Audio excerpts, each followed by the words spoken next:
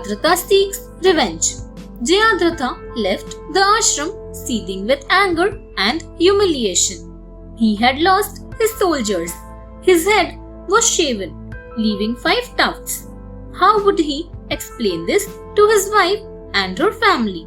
He could not return to Hastinapur or to his own palace till his hair grew back. He forgot that he was himself responsible for his plight.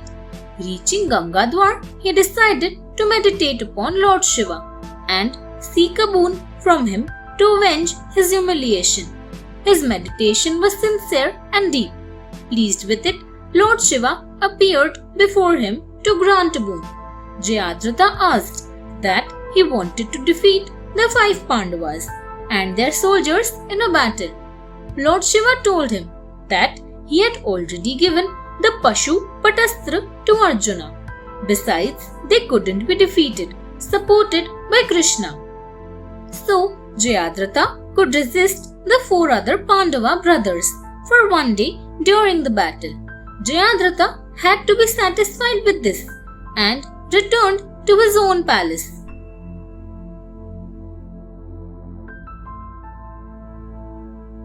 Duryodhana's mischief.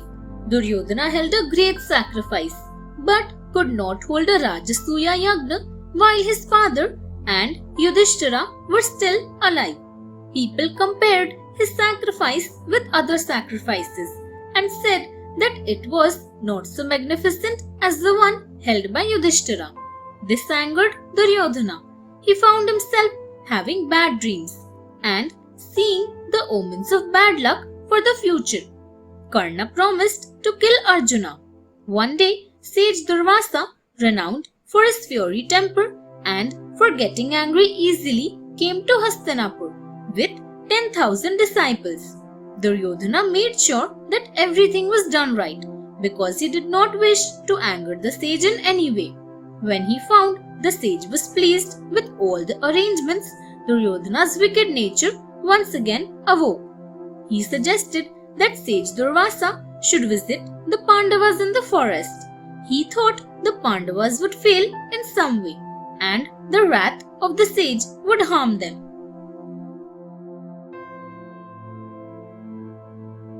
Akshay Patra. Sage Durvasa went to meet the Pandavas who welcomed him and his disciples. The sage went to bathe in the river, saying he would like food to be served when they returned. When the Pandavas' exile began, Surya, the sun god, gave Yudhishthira a magical vessel, Akshay Patra, so that they might never be hungry. It could feed any number of guests at mealtime. After that, when Draupadi had eaten, it would remain empty till the next meal. Durvasa had come just after the meal was over, so the Akshay Patra was empty. It would not refill till the next meal, so his request left the Pandavas worried. Draupadi prayed to Shri Krishna, who appeared before her and asked for food. When she showed him the empty Akshay Patra, it had some grain of rice and some vegetable. Krishna ate it and was satisfied. When Durvasa came, he said he was full. Krishna had worked another miracle. The Yaksha's Food. One day, a Brahmana running through the forest came to seek help from the Pandavas. He had a pair of sticks that, rubbed together, produced fire. He had hung them on a tree.